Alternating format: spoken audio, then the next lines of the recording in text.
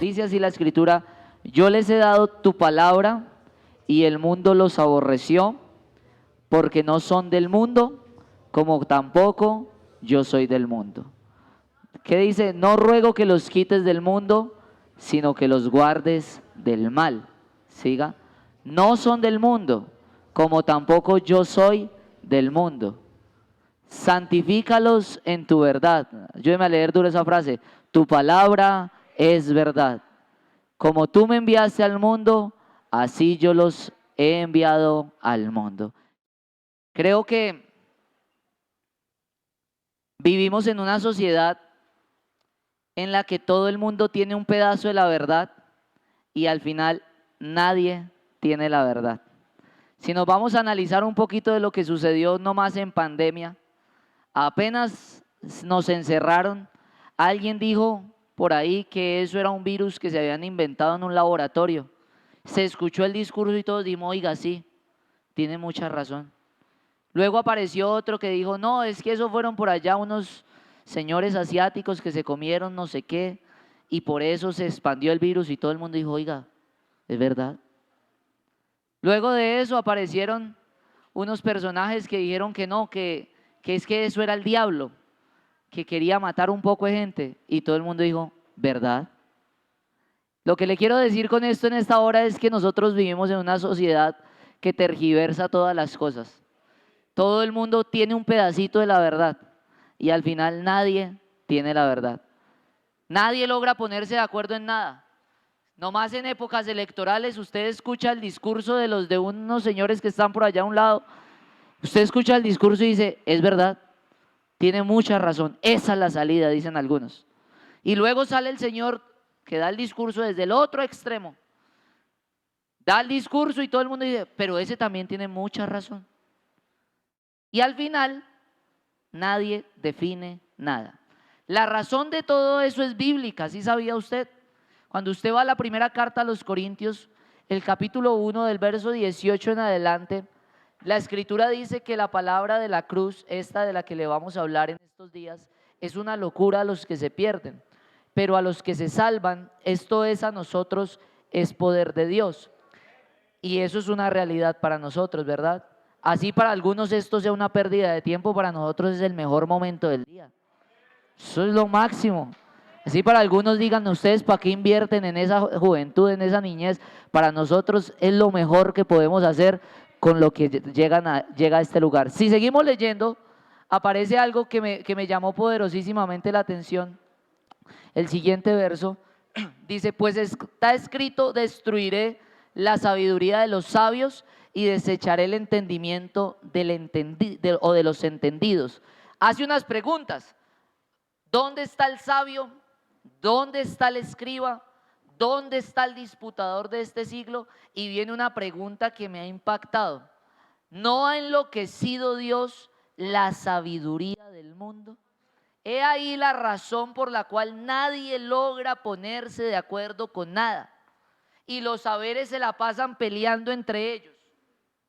Si ponemos en esta hora aquí de a 15 minutos a dar una ponencia acerca de lo que hay después de la muerte a cada uno de los saberes, todos los saberes serían aplaudidos, pero al final nadie llegaría a ningún punto. Me llama la atención ese acontecimiento que el apóstol Pablo narra. Él dice que ha sucedido algo bien interesante, y es que en ese cúmulo de saberes, en esa cantidad de cosas que se les enseñan hoy a los más grandes y a los más chicos, dice él que al final ingresó un saber que nadie esperaba que ingresara. Y al ingresar ese saber, dio el discurso de una manera sencilla pero trascendental. El discurso es preciso: de tal manera amó Dios al mundo que ha dado a su Hijo unigénito para que todo aquel que en él crea no se pierda, mas tenga vida eterna. Y el apóstol dice, en medio de tanto saber, yo anhelo que los creyentes alcancen a comprender cuál sea la altura, la anchura, la profundidad y la longitud, aclara, del amor de Cristo que excede, escuche bien el término, que supera, que pasa por kilómetros, que los deja botados, que los deja regados, que excede a todo conocimiento. Perdóneme, pero no hay científico que haya logrado hacer lo que Cristo hizo en nosotros, respetando la ciencia. No hay ingeniería que haya logrado acercarnos el camino del inalcanzable a los mortales. Solo Cristo pudo hacer posible lo que para nosotros era imposible. ¿Estamos de acuerdo? Alábelo por un momento.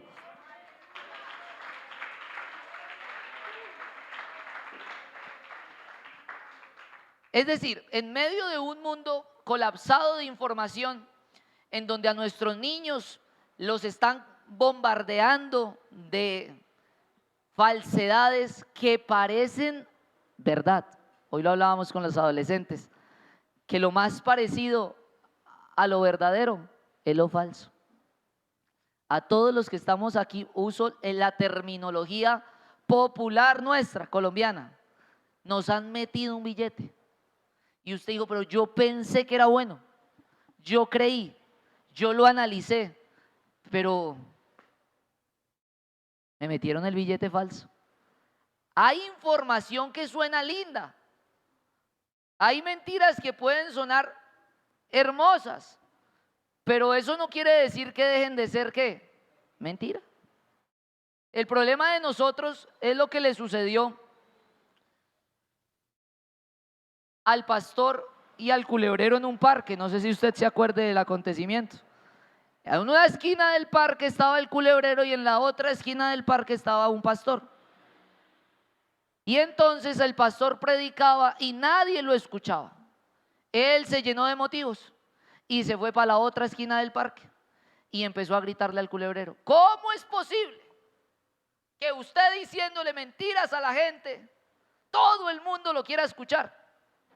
Y yo que le estoy diciendo a la gente una verdad, nadie quiere escucharme. El culebrero le contestó y le dijo: lo que pasa es que usted dice verdades que parecen mentiras.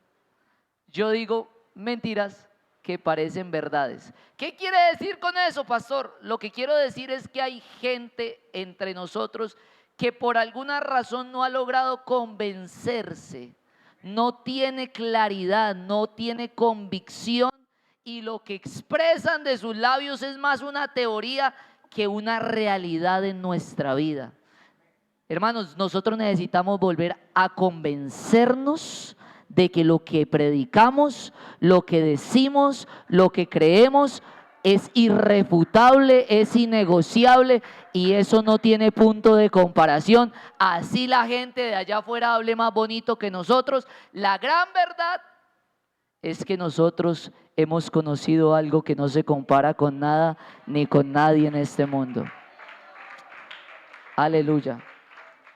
Mano, usted escuchaba a los predicadores de antes, gente sencilla, y no menosprecio eso.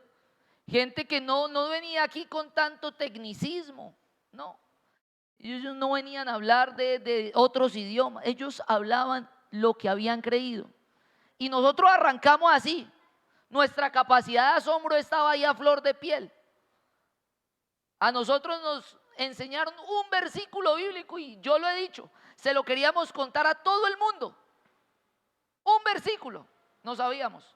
Y yo se lo quería contar a todo el mundo. Yo ya le dije que Jehová es mi pastor y nada me faltará. Y sí, como 10 veces hoy. Pero estábamos convencidos de que eso es una realidad irrefutable. Y que Jehová es mi pastor, escuche esto, y nada me faltará. Yo no sé si usted siga creyendo que eso es verdad. Yo sigo creyendo que es una realidad. A nuestros niños hay que seguir diciéndoles la palabra, la verdad desde que sean así. Perdóneme que yo me baje por aquí, pero de verdad. Es que la avanzada tecnológica, la avanzada a ellos, cualquier cosa que le pase hoy a los niños, les van a decir que es estrés, que es ansiedad, que hay que medicarlos, y son mentiras que se quieren inventar. La verdad, muchachos, es que ustedes para poder descansar no tienen que medicarse. La Biblia sigue diciendo que Jehová es mi pastor y nada me faltará. Yo me acosté, dormí y desperté. ¿Por qué? Porque Jehová me sustentaba. Eso no puede cambiar, iglesia. La verdad de la palabra tiene que seguir siendo algo de lo que estemos convencidos, papitos. Y para eso necesitamos que nosotros como adultos estemos convencidos de lo que leemos y creemos. Porque si usted no se ha dado cuenta, esta generación trae un software más avanzado que el nuestro. Ellos van a kilómetros de distancia y logran identificar cuando tú y yo estamos convencidos de algo y cuando no estamos convencidos de algo. Ellos lo identifican con una facilidad. Ellos saben que lo que tú les estás diciendo es una realidad en tu vida o es pura teoría. Hermanos especiales, hermosos, amados por Dios, aprendamos de todo corazón, se los digo, a tener convicción por lo que hemos creído. No puede pasar tanto tiempo entre nosotros y la información y la educación de nuestros muchachos no se la podemos dejar a nadie más. Yo tuve un gran conflicto cuando sucedió y todo el mundo puso el grito en el cielo con el tema de las cartillas que salieron en algún momento que anunciaban lo que hoy es una realidad en medio nuestro, la ideología de género. Eso es una realidad hoy por todo lado. Es una falsa realidad que se ha querido enseñar. Cuando salieron esas cartillas o amenazaban en llegar, más de uno puso el grito en el cielo. Dijeron, no, imposible, qué peligro, ¿a dónde vamos a llegar? Y la verdad, hermanos, es que a mis hijos, a sus hijos, a nuestros muchachos, les pueden enseñar lo que quieran allá afuera, siempre y cuando yo les sepa enseñar lo que debo enseñarles en este lugar. Vea, hermano, ninguna arma forjada va a poder contra ellos. Hay uno que sabe salvaguardar los pensamientos, los corazones, las mentes de estos muchachos. Pero nosotros necesitamos volver a enseñarles la palabra en la mañana, en la tarde, en la noche. ¿Qué canciones son? Perdónenme, pero es la programación neurolingüística que Dios preparó para este tiempo. Si usted se va, por ejemplo, al resumen del Antiguo Testamento que aparece en Hebreos capítulo 1, el verso 1, usted va a encontrar que Dios es excelentísimo en las metodologías.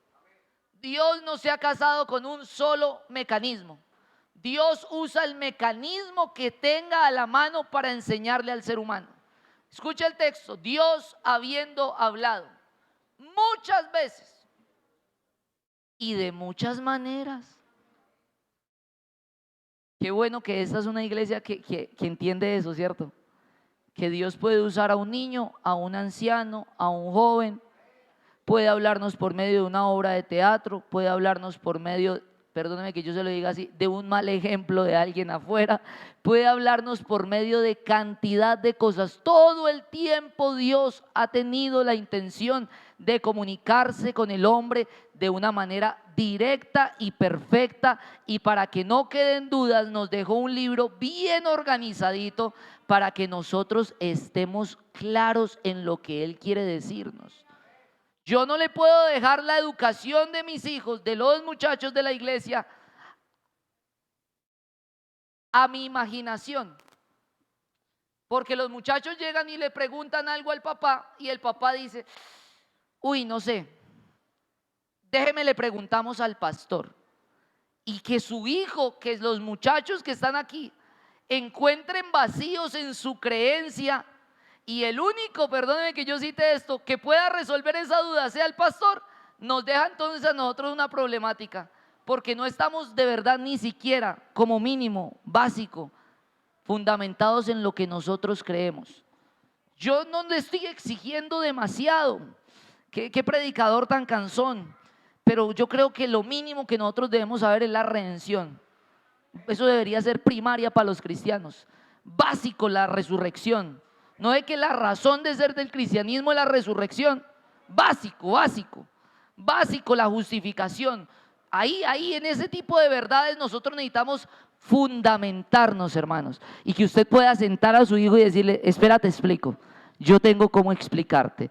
Lo que pasa es que hay algo que sucedió en mi vida que no te lo puedo dejar de contar.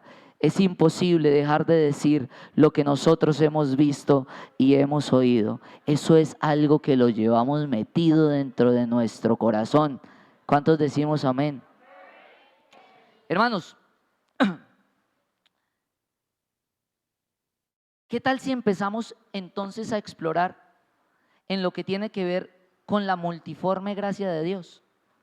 Con esas cientos y cientos en la infinidad de Dios, de metodologías que Dios tiene para enseñarle a los jóvenes, a los niños, a los ancianos, claro está, siempre fundamentado en la palabra de Dios. Yo creo que estamos a tiempo de poder tener espacios en donde nuestros muchachos no tengan miedo de acercarse y contar las problemáticas que ellos tienen en su diario vivir. Que ellos puedan levantar la mano y decir, me está pasando esto, sin el temor a que algunas personas puedan llegar a mirar con ojos que no son. Perdóneme, pero de verdad yo anhelo que se llegue esa época en donde podamos atender aquí gente en general y que usted y yo como iglesia estemos preparados para recibir gente que a los religiosos les escandalizará que ellos lleguen acá. Muchachos que quizás van a llegar aquí después de haber pecado un montón, llenos de tatuajes. No es un permiso para ir a hacerse tatuajes, bueno. Pero los que lleguen así, que podamos atenderlos y no mirarlos con cierta perspectiva que a veces lo que hace es alejar a las personas.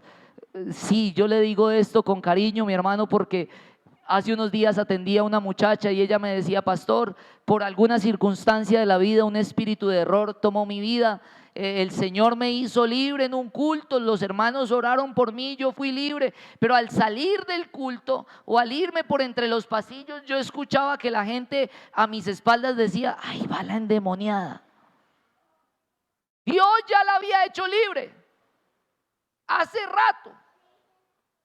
Pero el prejuicio con el que a veces vivimos dentro de la espiritualidad no le permite a la gente poder gozar de la libertad que Cristo nos ha dado.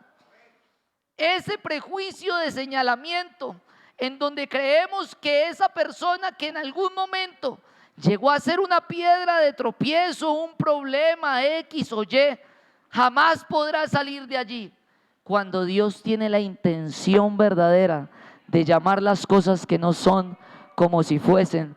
Y el Dios del que yo le estoy predicando es ese que tiene la capacidad de levantar del polvo al pobre y al menesteroso del muladar y hacerlo sentar con los príncipes de su pueblo. Esa es la capacidad que tiene el Dios del que yo le estoy hablando a usted en esta hora, de coger a ese muchachito que parece que es un problema y ¡pum!, convertirlo en lo que nadie se imagina. Solo Dios puede hacer eso. Y el mecanismo que Dios use para llegar a eso es lo que menos nos interesa. Yo me pongo a hablar aquí y paso este micrófono a los que estamos acá. ¿De qué manera Dios obró para traerlo a usted aquí? Algunos les predicaron estando borrachos y les pusieron un tratado ahí borrachos. Dice, pero eso no tiene sentido. ¿Qué tipo de mecanismo evangelístico es ese?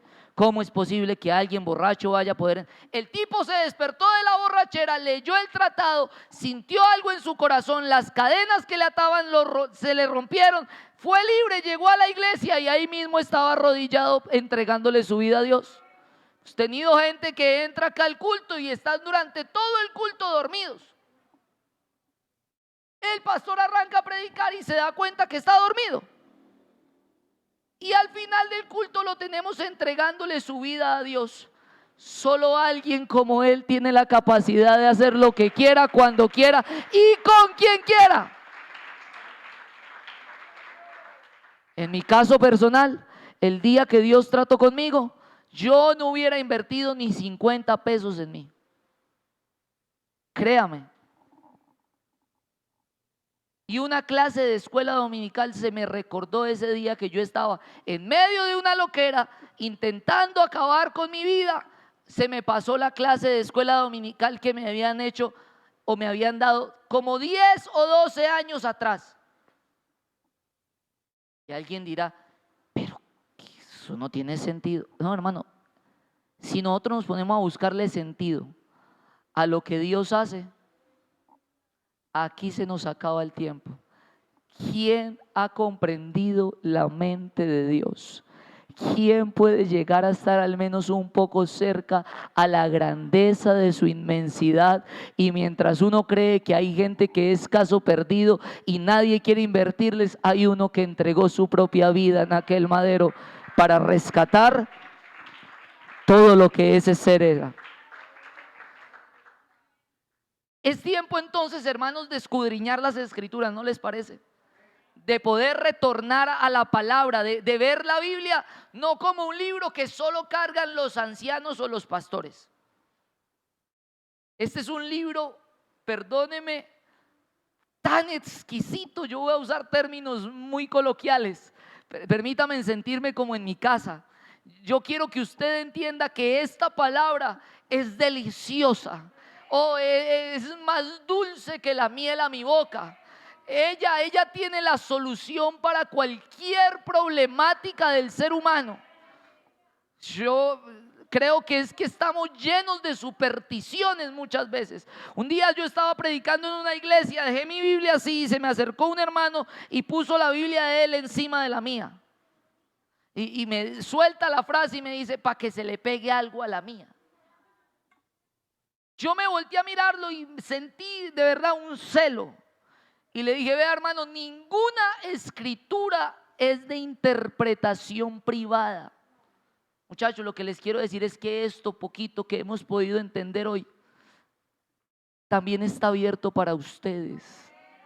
La larga tradición del catolicismo nos dejó en la cabeza que este es un libro cerrado, bloqueado, y que los únicos que lo pueden entender son gente o muy inteligente o gente que está dispuesta a leerlo y quedarse loca, o la jerarquía que maneja arriba la iglesia. Oiga, y Dios dice, esta es palabra fiel y digna de ser recibida por todos, que Cristo Jesús vino al mundo para morir por los pecadores, entre los cuales, no sé usted, pero yo soy el primero.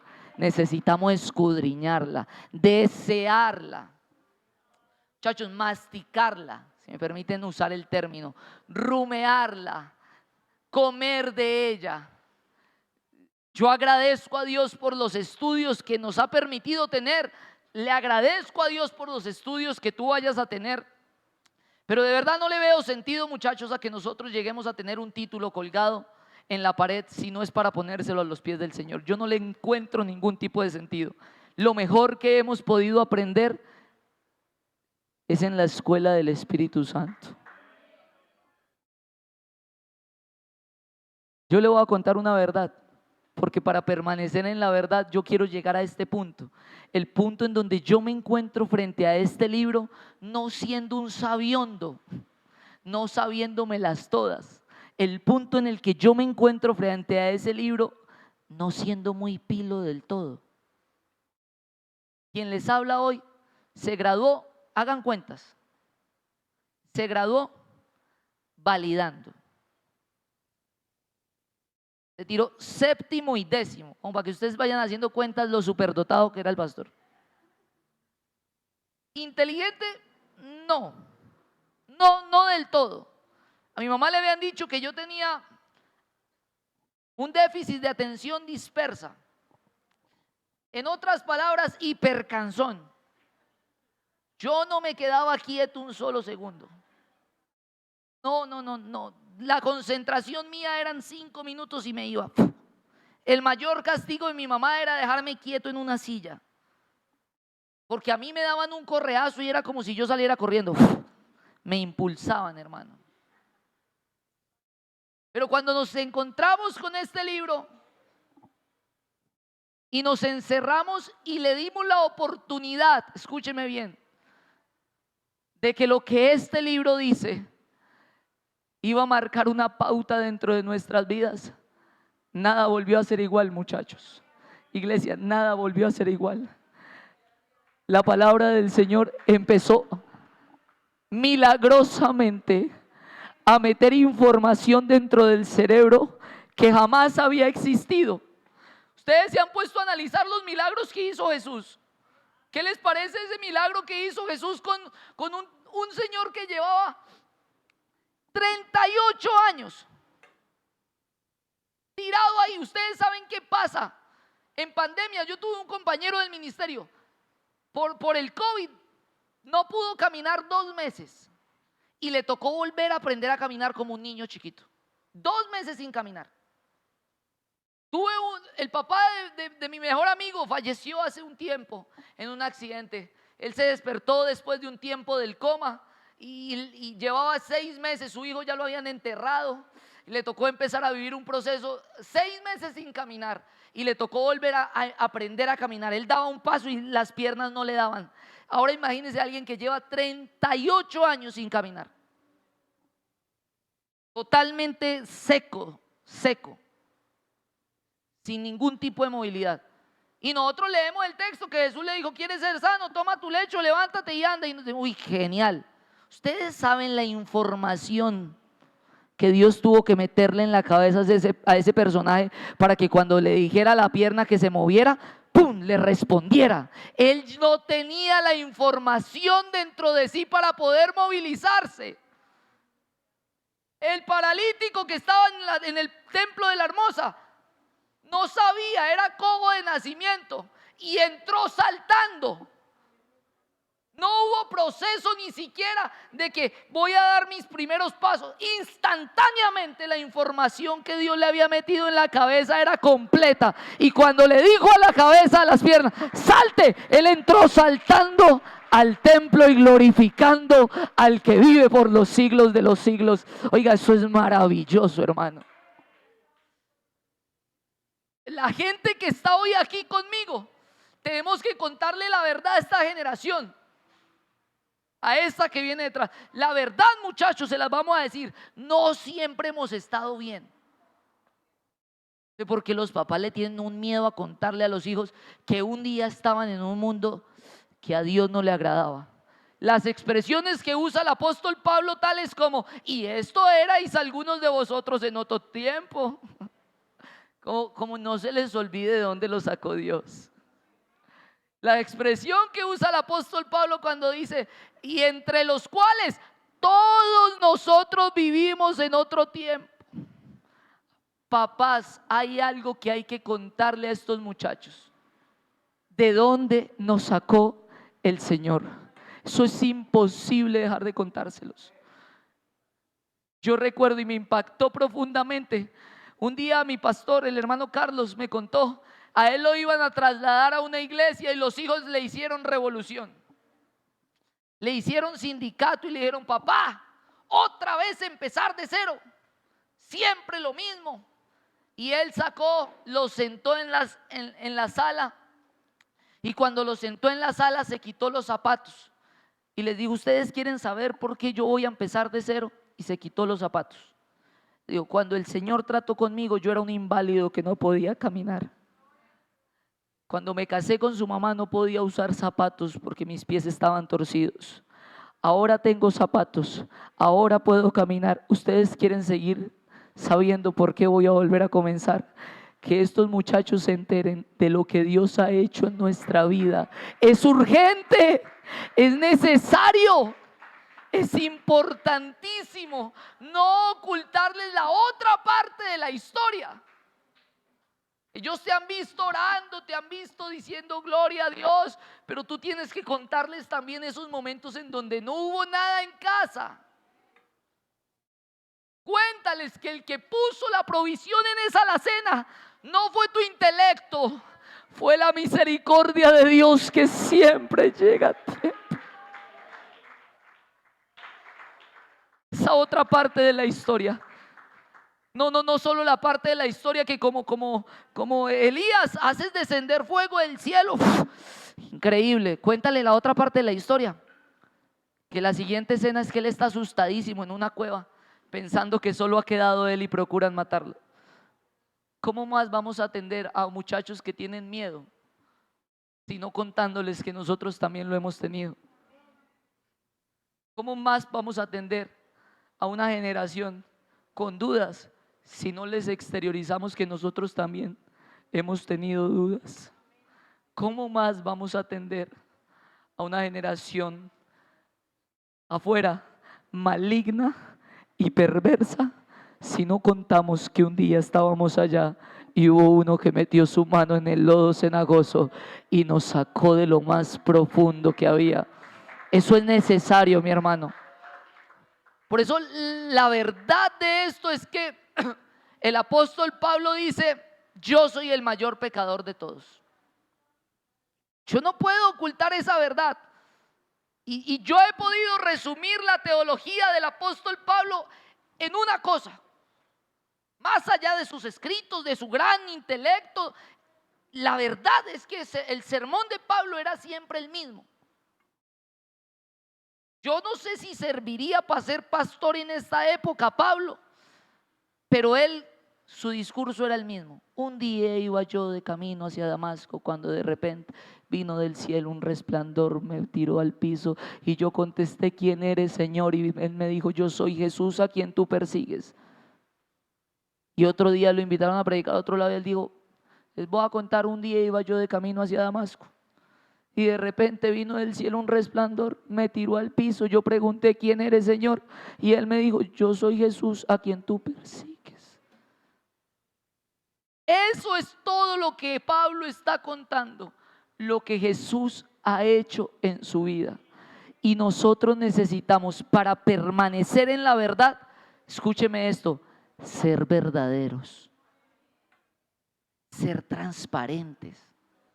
¿Qué de malo está que tu hijo te vea que también tienes problemas?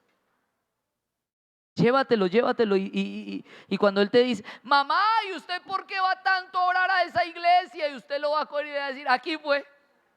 Ahora sí te voy a contar por qué voy tanto a orar a esa iglesia.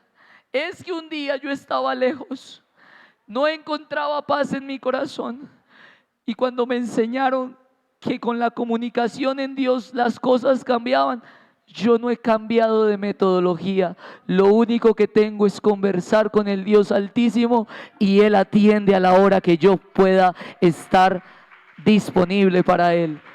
Y cuando te pregunte: mamá y papá, ¿y por qué nosotros sacamos el 10% de lo que ganamos y lo dejamos allá? Tú le vas a decir: cuando llegamos acá, no teníamos una familia de larga dinastía pentecostal. No teníamos, la primera vez que yo me paré a predicar en un lugar como este, tenía una camisa como 2 tallas más grandes que esta y una corbata de esas que parecían una cobija. ¿Sabe qué dice? ¿Qué le dice Jacob a Dios? Le cito una versión diferente. Jacob le dice a Dios: siempre me tratas con tanta bondad, aunque yo no lo merezco. Y Jacob echa mirada atrás y dice: cuando llegué aquí, le dice, solo tenía un palo conmigo y ahora me has llenado de tantas cosas. Hermano, usted tiene que contarle a su hijo que cuando llegamos acá, muchos de nosotros llegamos con un par de zapatos y con una camisa prestada. Y definitivamente Él es quien te corona de favores y misericordias. Él es quien sacia de bien tu boca, de modo que te rejuvenezcas como el águila. Lo que tienes, lo que alcanzas, lo que hay en tu casa, le pertenece al más grande. Es de Él, es por Él, es para Él. A Él sea la gloria.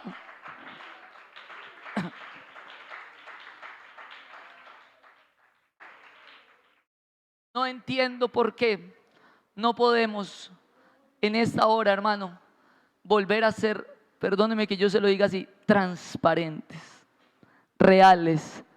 Permítame usar el término sin máscaras. Voy a usar un término un poco más cercano a esta generación: sin filtros. Es que aquí hay uno al que no podemos engañar. Hay uno que conoce todo lo que nosotros somos. Los filtros fueron puestos en las redes sociales para mostrar una falsa realidad de lo que el ser humano es, para tratar de mostrar que el día que amaneciste con ojeras, entonces tú te pones un filtro y ya apareces sin ojeras en redes sociales. La verdad, muchachos, es que a todos los que estamos aquí un día el cabello se nos va a poner blanco y no podemos seguir jugando con el tiempo. Porque mientras nosotros decimos que estamos matando el tiempo nos está matando a nosotros. Y quiere que le diga algo, mi hermano. Hoy usted y yo necesitamos quitarnos ese filtro, ser reales, transparentes como somos, no querer mostrar algo que no somos. Y si usted joven está ahí y quiere venir a culto y no quiere aplaudir, no aplauda, venga sin ganas, pero venga, que el día que usted menos se lo imagine, Dios va a haber tratado con su corazón y usted no se habrá dado cuenta en qué momento. Y usted, hermano, mientras esté acá, sea real, sea sincero, no seamos lo que no somos. ¿Usted se acuerda de la mujer del rey que se disfrazó porque pensó que el profeta, como estaba ya ciego, no podía verla? Cuando ella llegó, el profeta estaba de espaldas y le dijo: ¡Ey! ¿Por qué? ¿Por qué finges ser otra mujer? Y nosotros a veces venimos acá y vea, creemos que la corbata y el saco puede llegar como a impactar a alguien. Y las intenciones del corazón. Y necesitamos, hermanos, urgentemente ser sinceros, ser reales. No hay otra forma de permanecer en la verdad sino siendo verdaderos. Aquí al lado está la señora esa que solo trajo unas blancas, y a este lado están los que dan mucho dinero. Y Jesús logró identificar quién era verdadera. Esta dio más que todos ustedes. A este lado está el que ora y dice: te doy gracias, Señor, porque yo no soy como los demás, yo sí oro, yo sí ayuno. Y a este lado está el que dice: cambio, se propicio mi necesidad, porque yo sí soy un pecador. Necesitamos, hermanos, para permanecer en la verdad, ser verdaderos, y que el término pecador no nos pese tanto, porque al final a todos, de lo vil y de lo menospreciado de este mundo, para que estemos aquí, nos escogió Dios para avergonzar a los sabios. A nadie sacaron de otra caneca, a todos nos sacaron del mismo bote de basura.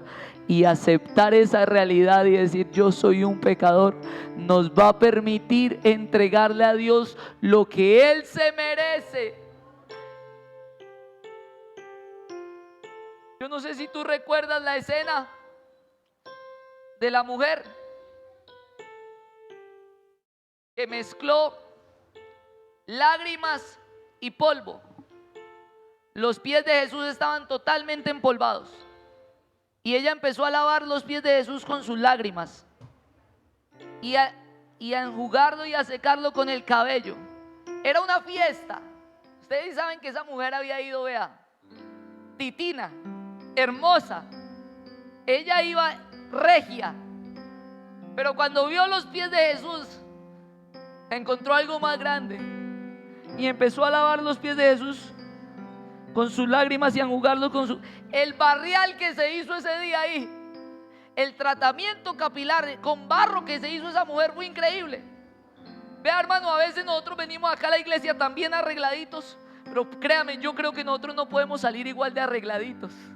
Hay un momento en donde Jesús toma la mayor importancia en el culto, y a mí no me importa en qué lugar cae el celular, yo tengo que empezar a darle a Él la gloria. Y la mujer, si se tiene que bajar de los tacones para empezar a adorarlo a Él, hay que hacerlo. Y si salgo despeinado y si sales despeinada, eso es lo que menos nos tiene que interesar. Hay uno que ha hecho posible que nosotros estemos en este lugar. ¿Sabe qué dijo Jesús? De una vez se escandalizaron y Él le dijo: lo que pasa es que al que mucho se le perdona, mucho ama, y al que poco se le perdona, poco ama. Hay gente aquí que si yo les pregunto: ¿y a usted de qué lo perdonó Dios? Dice: no, pero yo no fui tan malo. No. Ay, no, el hermanito de allá sí, porque ese fue drogadicto. A ese Dios sí le perdonó mucho. Y a usted, no, a mí no tanto. hasta que no aprendamos a sentirnos como pecadores delante de Dios, nuestra actitud siempre va a ser la misma, hermano. Pero al que mucho se le perdona, no hay que invitarlo a ayuno, no hay que invitarlo a evangelizar, no hay que decirle que llegue temprano a orar, no hay que decirle que sirva. Eso le sale naturalmente. Ese se vuelve intenso por las cosas de Dios. Ese llega temprano, ese coge el chiro y empieza a limpiar. Ese es el primero en llegar y el último en irse, porque sabe lo que Dios hizo dentro de su vida. Hermanos, hoy hay gente aquí conmigo que necesita volver a reconocer la gran realidad de esta iglesia. Lo que somos, lo que tenemos y lo que hemos alcanzado es única y exclusivamente por su fidelidad. Y yo quiero que usted hoy se ponga en pie y le dé a Él una adoración genuina, verdadera, real en esta noche. Si queremos realmente impactar esta generación, hermano, hay que quitarnos el disfraz. Hay que ser transparentes, hay que ser reales. Yo quiero que usted adore a Dios. Yo no tengo que promoverlo ni tengo que gritarle para que usted adore a Dios.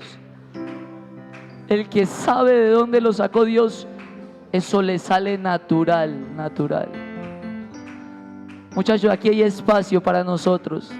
Aquí hay espacio para la gente que está adolorida, maltratada, que el enemigo les ha hecho daño. Aquí hay espacio para los enfermos. Aquí hay espacio para la gente necesitada. Levante sus manos y vamos a darle gracias a Dios en esta noche. Yo siento orar hoy solo por un necesitado. No. Si usted no necesita, no se preocupe, tranquilo. Pero si usted está necesitado de Dios, ¿por qué no viene y le dice: Señor, aquí estoy, sin filtros, sin etiquetas, sin lo que la gente piense? Ay, que de pronto si me ven pasar allá van a pensar que yo estoy mal. Que piensen lo que tengan que pensar. Aquí lo que nos interesa es empezar a honrar al más grande, al único que merece nuestra gloria, nuestra honra y nuestra alabanza. Señor Jesús, Señor Jesús, Señor Jesús, Señor. Ya no queremos vivir con una apariencia. La verdad la reconocemos hoy y la expresamos a los cuatro vientos. Tú nos levantaste, Señor. Tú hiciste de nosotros posible lo que nosotros no habíamos podido hacer. Oh Señor, esta iglesia hoy luce así de hermosa porque tú hiciste lo imposible, porque tú invertiste en nosotros, Señor. Aquí estamos, Señor. Nos quitamos las etiquetas. No te vamos a tratar de engañar. Tú sabes quiénes somos. Hemos pecado. Danos de tu gracia en esta noche.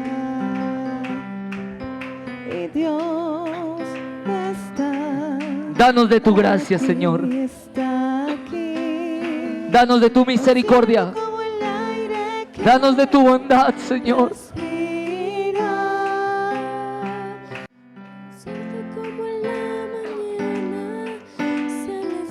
Señor, gracias por haber venido a buscar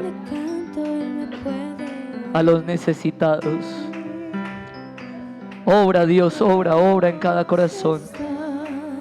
Obra, Señor, en nuestras vidas. En el nombre de Jesús.